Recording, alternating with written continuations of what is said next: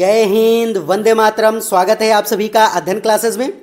तो complete Hindi practice series का यह आज तीसरा प्रैक्टिस सेट होने वाला है।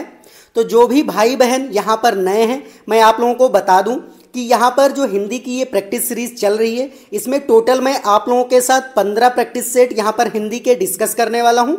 उसी कड़ी में यह आज तीसरा प्रैक्टिस सेट है। 2 ऑलरेडी मैंने यहाँ पर डिस्कस कर लिए हैं। तो अगर आपने उन वीडियोस को नहीं देखा है तो उनका लिंक डिस्क्रिप्शन में है, आप देख सकते हैं। और अगर आप नए हैं चैनल पर तो इसको सब्सक्राइब कर लीजिए, जिससे कि आने वाले जो वीडियोस हैं उनका नोटिफिकेशन आपसे मिस ना हो। चलिए अब देख लेते हैं पहला क्वेश्चन। यहाँ पर प्रैक्टिस सेट 3 का पहला क्वेश्चन है कि कक्षा 5 में पढ़ने वाली नंदिनी लिखते समय वर्तनी की अशुद्धियाँ करती है। यहाँ पर भाषा शिक्षक के रूप में आप अपनी क्या जिम्मेदारी मानते हैं? यहाँ पर तो एक कक्षा 5 में पढ़ने वाली जो नंदिनी है वो लिखते समय वहाँ पर क्या करती है? वर्तनी की अशुद्धियाँ कर देती है।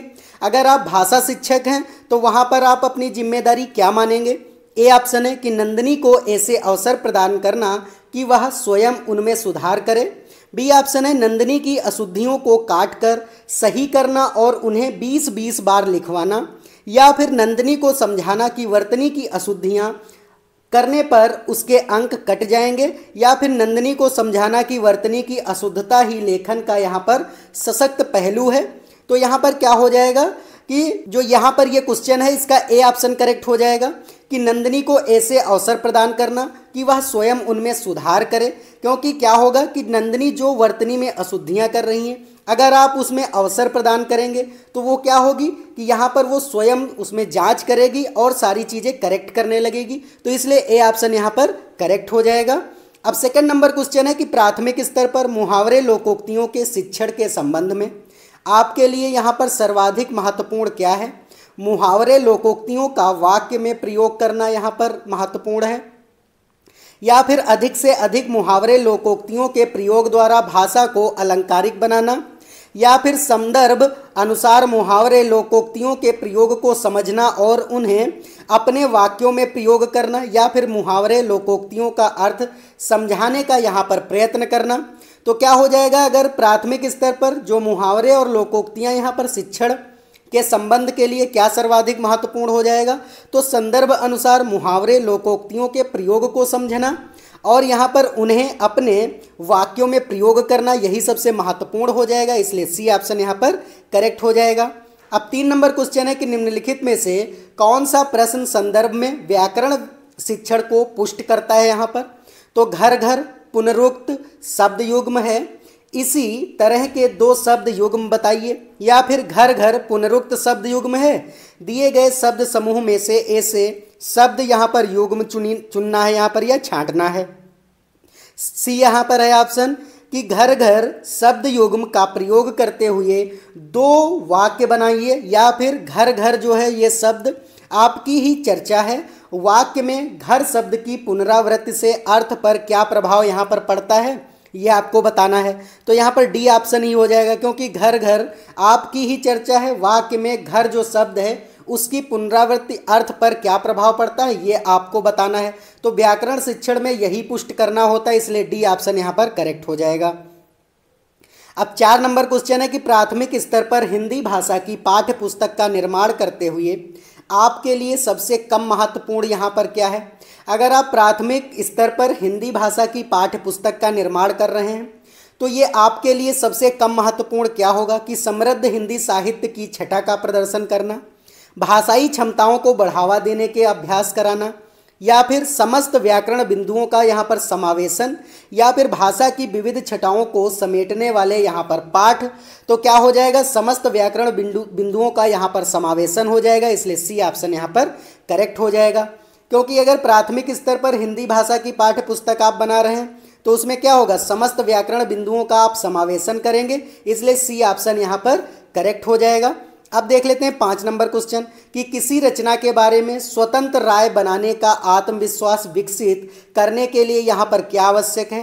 कवि और कविता दिशा, या फिर साहित्य बोध और ऐतिहासिक बोध, या फिर साहित्य बोध और छंद बोध, या फिर हो जाएगा भाषा बोध और साहित्य बोध। तो यहाँ पर भाषा बोध और साहित्य बोध हो जाएगा।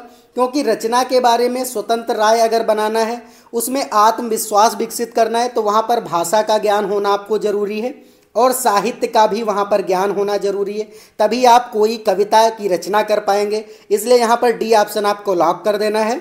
अब 6 नंबर क्वेश्चन है कि बच्चों के लिए अतिरिक्त पठन सामग्री क्यों विकसित की जाती है। तो यहाँ पर बच्चों के लिए अतिरिक्त पठन सामग्री क्यों विकसित की जाती है। ए ऑप्शन है कि पढ़ने में रुचि जगाने एवं भाषा ज्ञान में वृद्धि के लिए, या फिर पढ़ने में रुचि जगाने और सामान्य ज्ञान में वृद्धि के लिए, या फिर भाषा ज्ञान बढ़ाने और साहित्यकारों में रुचि जगाने के लिए, या फिर भाषा ज्ञान बढ़ाने और सामान्य ज्ञान में रुचि जगाने के लिए। तो यहाँ पर पढ़ने में रुचि जगाना और भाषा ज्ञान में वृद्धि के लिए यहाँ पर बच्चों को अतिरिक्त जो है पठन सामग्री उपलब्ध कराई जाती है, इसलिए यहाँ पर ए ऑप्शन करेक्ट हो जाएगा। अब देख लेते हैं 7 नंबर क्वेश्चन की भाषा शिक्षण का एक महत्वपूर्ण उद्देश्य यहाँ पर क्या है। तो ए ऑप्शन है भाषा के नियमबद्ध प्रकृति को पहचानना, यहाँ पर बी ऑप्शन है कि भाषा के अलंकारिक रूप को पहचानना, या फिर भाषा के व्याकरण को कंठस्थ करना, या फिर साहित्यिक विधाओं में यहाँ पर रचना करना। तो अगर भाषा शिक्षण के रूप में यहाँ पर क्या महत्वपूर्ण है, तो आपको याद रखना है कि भाषा के नियमबद्ध प्रकृति को पहचानना, इसलिए ए ऑप्शन आपको लॉक कर देना है। अब देख लेते हैं 8 नंबर क्वेश्चन कि विभिन्न कार्य क्षेत्र से जुड़ी प्रयुक्तियों से विद्यार्थियों को परिचित कराया जाना चाहिए।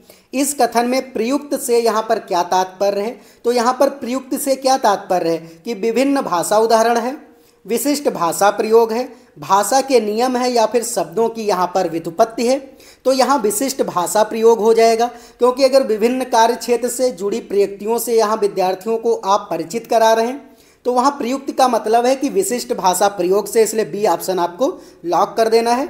अब देख लेते हैं 9 नंबर क्वेश्चन कि भाषा शिक्षण की किस विधि में मातृभाषा को यहाँ पर मध्यस्थ नहीं रखा जाता है। तो ऐसी कौन सी भाषा शिक्षण विधि है जिसमें मातृभाषा को बीच में नहीं रखा जाता है। व्याकरण विधि है, सूत्र विधि है, अनुवाद विधि है, या फिर प्रत्यक्ष यहाँ पर विधि है। तो जो प्रत्यक्ष विधि होती है वहाँ पर मातृभाषा को मध्यस्थ नहीं रखा जाता, ये आपको याद रखना, काफ़ी इंपॉर्टेंट क्वेश्चन है। तो इसलिए यहाँ पर डी ऑप्शन आपको लॉक कर देना है। और अगर आपको ये वीडियो अच्छा लग रहा है तो वीडियो को लाइक कर दीजिए, और अगर नए हैं चैनल पर तो इसको सब्सक्राइब जरूर कर दीजिए, क्योंकि ये जो प्रैक्टिस सेट है आपके, अगर ये प्रैक्टिस सेट आप करते जाएंगे तो सीटेट एग्ज़ाम आपको काफ़ी इजी लगने लगेगा। वहाँ पर आपको ये पता चलेगा कि मुझे किस तरीके के क्वेश्चन एग्ज़ाम में मिलेंगे और किस तरीके से हमें उनको हैंडल करना है, क्योंकि इसमें क्या होता है 90 क्वेश्चन आपके पेडागोजी के ही आते हैं। तो पेडागोजी ऐसा एक सब्जेक्ट है जो आप प्रैक्टिस से ही वहाँ पर हासिल कर सकते हैं। तो अगर आप प्रैक्टिस सेट करते जाएंगे तो आपकी पेडागोजी और बेहतर होती चली जाएगी। चलिए अब 10 नंबर क्वेश्चन देख लेते हैं कि भाषा शिक्षण के संदर्भ में किसी शिक्षक के लिए सर्वाधिक महत्वपूर्ण क्या है। यहाँ पर पाठचर्या सहगामी क्रियाओं का आयोजन करना, या फिर भाषा प्रयोग के अधिक अवसर प्रदान करना, या फिर निर्धारित पाठ्यक्रम को पूरा करना, या फिर परीक्षा का आयोजन यहाँ पर करना। तो यहाँ पर क्या हो जाएगा कि भाषा प्रयोग के अधिक अवसर प्रदान करना, क्योंकि अगर आप भाषा शिक्षण के संदर्भ में शिक्षक की क्या सर्वाधिक महत्वपूर्ण भूमिका होनी चाहिए कि बच्चों को अधिक से अधिक वहाँ पर भाषा प्रयोग के अवसर उपलब्ध कराएं, इसलिए यहाँ पर बी ऑप्शन आपको लॉक कर देना है। अब देख लेते हैं 11 नंबर क्वेश्चन कि सतत आकलन का उद्देश्य यह जानना है कि, तो सतत आकलन का क्या उद्देश्य होता है, बच्चे कैसे सीखते हैं, बच्चे क्यों नहीं सीखते हैं, बच्चों ने कितना सीखा है, या फिर बच्चों ने यहाँ पर क्या सीखा है। तो यहाँ पर हो जाएगा कि बच्चे कैसे सीखते हैं, इसलिए ए ऑप्शन यहाँ पर करेक्ट हो जाएगा। अब देख लेते हैं 12 नंबर क्वेश्चन कि जब शिक्षिका पूछती है कि हम भी सफल होंगे, इस वाक्य में भी लगने से अर्थ में क्या अंतर आता है। तो इसका आशय है कि शिक्षिका बच्चों को क्या कराना चाहती है, वहाँ पर अवलोकन क्षमता के अवसर देना चाहती है, भाषा की बारीकियां समझाना चाहती है, व्याकरण यहाँ पर सिखाना चाहती है, या परीक्षा के लिए तैयार कराना यहाँ पर करना चाहती है। तो यहाँ पर जो 12 नंबर क्वेश्चन है, यहाँ जो शिक्षिका है वो बच्चों में भाषा की बारीकियां समझाना चाहती है, इसलिए बी ऑप्शन करेक्ट हो जाएगा। क्योंकि शिक्षिका क्या कह रही है कि हम भी सफल होंगे, यहाँ पर भी लगने का वहाँ पर अर्थ है कि वो फोर्सफुली, यहाँ पर भी का मतलब क्या है कि ये निपात है। निपात क्या होते हैं दोस्तों, जो निपात होते हैं वो किसी भी अर्थ को फोर्सफुली वहाँ पर इम्पैक्ट कराने की कोशिश करते हैं, ये आपको याद रखना है। आपके सीटेट में निपात काफ़ी बार पूछे गए हैं, तो यहाँ से मैं बता देता हूँ कि जिन निपात होते हैं, भी होता है, इस तरीके से हो जाता है, वह हो जाता है, या फिर सा हो जाता है, इस तरीके से बहुत सारे यहाँ पर निपात होते हैं। तो ये निपात आपको याद रखना है कि निपात वे शब्द होते हैं जो किसी भी अर्थ को फोर्सफुली वहाँ पर इम्पैक्ट कराते हैं, या फिर जो भी अर्थ होता है उसको और प्रभावी तरीके से वहाँ पर इम्पैक्ट कराते हैं। तो इसलिए यहाँ पर बी ऑप्शन आपको लॉक कर देना है। अब 13 नंबर क्वेश्चन देख लेते हैं कि हिंदी भाषा के शिक्षक के रूप में आपके लिए सबसे कम महत्वपूर्ण क्या है। तो भाषा प्रयोग की क्षमता का विकास, व्याकरण नियमों की जानकारी, भाषा कौशलों का ज्ञान, या फिर संवैधानिक मूल्यों की यहाँ पर जानकारी। तो यहाँ पर क्या हो जाएगा, अगर हिंदी भाषा के शिक्षक के रूप में सबसे कम महत्वपूर्ण होगा कि संवैधानिक मूल्य। वहाँ पर क्योंकि बच्चे छोटे होते हैं, उनको हमें संवैधानिक मूल्यों की जानकारी नहीं देना है, उनको भाषा प्रयोग की क्षमता का विकास करना है, अभी व्याकरण नियमों की जानकारी देना है, भाषा कौशलों का यहाँ पर ज्ञान देना है। ये सारे जो तीनों ऑप्शन ऊपर के हैं ये सभी हमें भाषा शिक्षक के रूप में उनको महत्वपूर्ण तरीके से सिखाने हैं, लेकिन संवैधानिक मूल्यों की जानकारी इतनी इंपॉर्टेंट नहीं होती, इसलिए डी ऑप्शन यहाँ पर करेक्ट हो जाएगा। अब 14 नंबर क्वेश्चन है कि साहित्य की किस विधा के शिक्षण में सस्वर पठन यहाँ पर सर्वाधिक अपेक्षित हो जाता है। आत्मकथा हो जाता है, संस्मरण हो जाता है, या फिर एकांकी होता है, या फिर जीवनी यहाँ पर होता है। तो आपको याद रखना कि एकांकी जो होता है वो साहित्य की एक ऐसी विधा होती है, विधा शिक्षण होता है जिसमें सस्वर पठन सर्वाधिक अपेक्षित होता है, इसलिए सी ऑप्शन यहाँ पर करेक्ट हो जाएगा। चलिए अब देख लेते हैं 15 नंबर क्वेश्चन कि प्राथमिक स्तर पर किसी भाषा में अभिव्यक्ति परखने के लिए आप किसी प्रश्न को सर्वाधिक महत्वपूर्ण समझते हैं। तो किस पे यहाँ पर सर्वाधिक महत्वपूर्ण समझते हैं, लोकगीत संस्कृति के परिचायक होते हैं, इस कथन पर अपने विचार व्यक्त करना होता है। बी ऑप्शन है कि आंखों पर पर्दा पढ़ना, मुहावरे का वाक्य में प्रयोग करना, यहाँ पर सेना ने पार्क को क्यों घेर लिया था, या फिर लेखक ने ऐसा क्यों कहा कि ताज़ा बर्फ धोखा देने वाला होता है। तो यहाँ पर जो है बी ऑप्शन करेक्ट होगा, क्योंकि आंखों पर पर्दा पढ़ना यहाँ पर पढ़ने की जगह पढ़ना हो जाएगा। मुहावरे का वाक्य में प्रयोग कीजिए, इस तरीके से आप प्राथमिक स्तर पर हिंदी भाषा की अभिव्यक्ति आप परख सकते हैं, इस तरीके के आप प्रश्न वहाँ पर पूछ सकते हैं, इसलिए बी ऑप्शन यहाँ पर करेक्ट हो जाएगा। तो ये शुरुआत के जो 15 क्वेश्चन थे ये यहाँ पर हिंदी पेडागोजी के थे। अब यहाँ पर गद्यांश और पद्यांश के यहाँ पर क्वेश्चन होंगे, तो यहाँ पर ये गद्यांश है, इसके नीचे क्वेश्चन है। इसी तरीके से आपके सीटेट में भी क्वेश्चन बनेंगे, वहाँ पर आपको पहले गद्यांश पढ़ना होगा, उसके बाद यहाँ पर क्वेश्चंस होंगे, उनको आपको यहाँ पर क्वेश्चंस को सॉल्व करना होगा। तो देख लेते हैं, पहले हम लोग गद्यांश पढ़ते हैं, उसके बाद यहाँ पर इनके क्वेश्चन करेंगे। तो पहला यहाँ पर गद्यांश क्या है इसका, कि किसी को देखने के लिए आँख की नहीं दृष्टि की आवश्यकता होती है। स्वामी विवेकानंद का यह कथन इस महिला के जीवन का दर्शन बन गया है। इसी जीवन दर्शन के सहारे उन्होंने एक ओर कठिनाइयों का सामना किया तो दूसरी ओर सफलता का मार्ग ढूंढा और उस पर निर्भयता से बढ़ चली। जी हाँ, हम बात कर रहे हैं मुंबई की रेवती राय की। रेवती राय वह महिला हैं जिन्होंने महिलाओं की कठिनाइयों को ध्यान में रख केवल उन्हीं की सुविधा के लिए फॉर सी नाम की कैब सेवा प्रारंभ की। उद्देश्य स्पष्ट था, कामकाजी और ज़रूरतमंद महिलाओं को अपने शहर में सुरक्षित सफ़र का भरोसा देना। यहाँ पर यह सेवा उन महिलाओं के लिए वरदान साबित हुई जिन्हें महानगरों में मुंह बांधे बैठे अपराधी तत्वों या पर पीड़ा में आनंद लेने वाले से प्रायः रोज ही जूझना पड़ता है।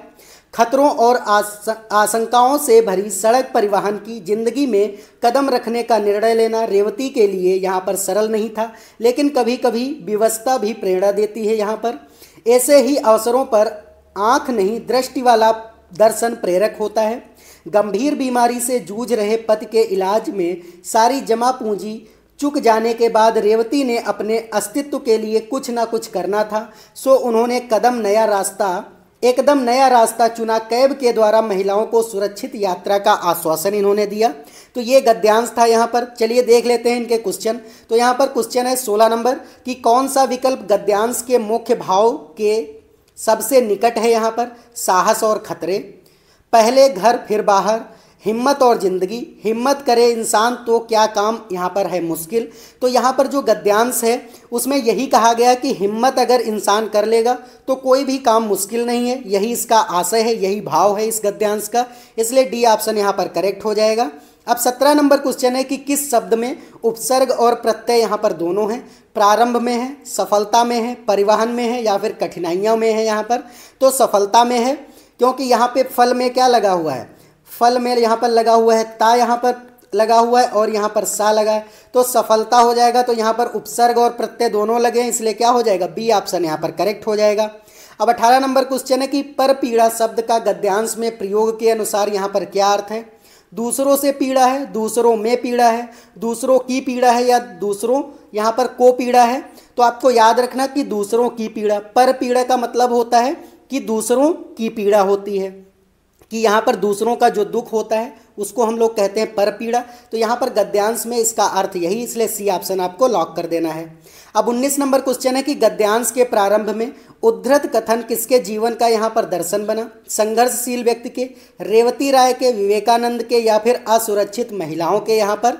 तो यहाँ पर रेवती राय के बारे में कहा गया है, क्योंकि रेवती राय के ही जीवन दर्शन का यहाँ पर ये सारी चीज़ें इस गद्यांश में बताई गई हैं, इसलिए यहाँ पर बी ऑप्शन आपको लॉक कर देना है। अब 20 नंबर क्वेश्चन है कि रेवती राय की कैब सेवा मूलतः किसके लिए थी।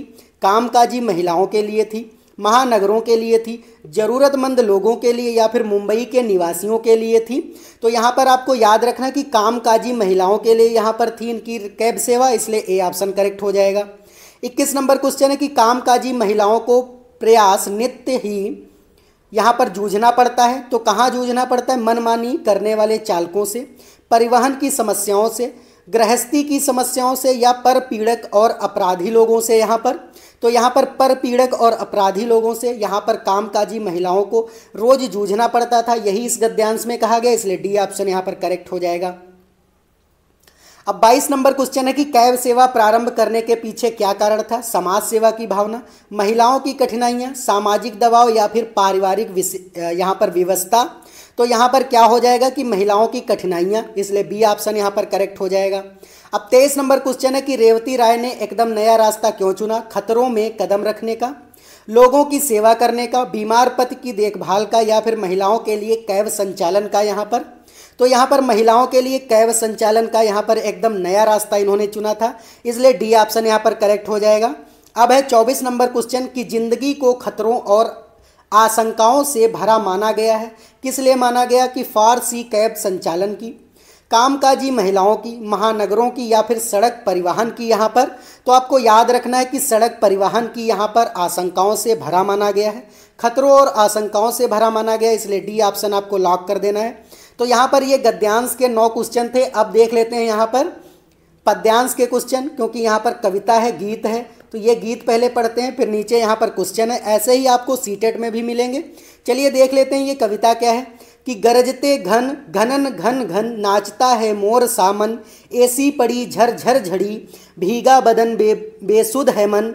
आज वर्षा अजब आई, बह रही है मस्त पुरवाई, नदी है द्वार तक आई, मेघों से लिपट कर सो गया सूरज, ले रहे खेत अंगड़ाई, आज वर्षा गजब आई। तो ये कविता है। चलिए देख लेते हैं इसके क्वेश्चंस हैं यहाँ पर। बेसुध है मन कहकर कवि यहाँ पर बताना चाहता है, तो ये कवि आपको कर लेना है। कवि बताना चाहता है कि मन कैसा है, गाने लगता है यहाँ पर, झूमने लगता है, पानी से भीग जाता है, या फिर मस्त हो जाता है यहाँ पर। तो ये याद रखना है आपको कि मस्त हो जाता है यहाँ पर मन, इसलिए डी ऑप्शन करेक्ट हो जाएगा। अब 26 नंबर क्वेश्चन है कि खेत अंगड़ाइयाँ ले रहे हैं क्योंकि सुबह हो गई है, वे नींद से जाग रहे हैं। बी ऑप्शन है कि उन्हें बहुत आनंद आ रहा है।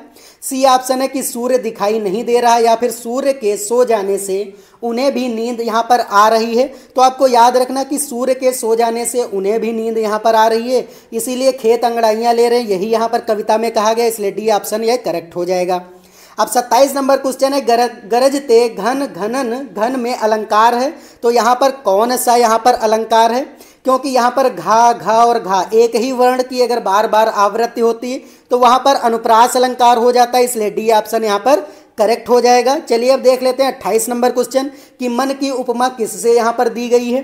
मोर से दी गई, सावन से दी गई, बादलों से दी गई, या फिर वर्षा से यहाँ पर दी गई है। तो मोर से यहाँ पर दी गई, इसलिए ए ऑप्शन यहाँ पर करेक्ट हो जाएगा। अब है 29 नंबर क्वेश्चन कि लिपट कर सो गया सूरज का भाव यहाँ पर है कि सूर्य क्या है, थक गया है, छुप गया है, नींद में है, या फिर खो गया है वो। तो यहाँ पर छुप गया है, इसलिए लिपट कर सो गया सूरज का यहाँ पर भाव, इसलिए बी ऑप्शन आपको लॉक कर देना है। अब 30 नंबर क्वेश्चन है कि पूर्वाई से आशय है, तो पूर्वाई से क्या आशय है। पूर्व की ओर बहने वाली पवन, मदमस्त करने वाली हवा, पूर्व से आने वाली वायु या पूर्व को बहने वाली नदी यहाँ पर। तो आपको याद रखना कि पूर्व से आने वाली वायु, इसलिए सी ऑप्शन यहाँ पर करेक्ट हो जाएगा। तो दोस्तों ये कुछ इस प्रैक्टिस सेट के 30 क्वेश्चंस थे। उम्मीद है आपको सारे समझ में आए होंगे। अगर कोई भी यहाँ पर आपको डाउट है तो कमेंट जरूर करिएगा, मैं वहाँ पर आपकी जो है वहाँ पर डाउट क्लियर करने की कोशिश करूँगा। और अगर आपको ये वीडियो अच्छा लगा है तो वीडियो को लाइक कर दीजिए और चैनल को सब्सक्राइब कर दीजिए। तो अब मिलते हैं नेक्स्ट वीडियो में, तब तक के लिए जय हिंद, जय भारत।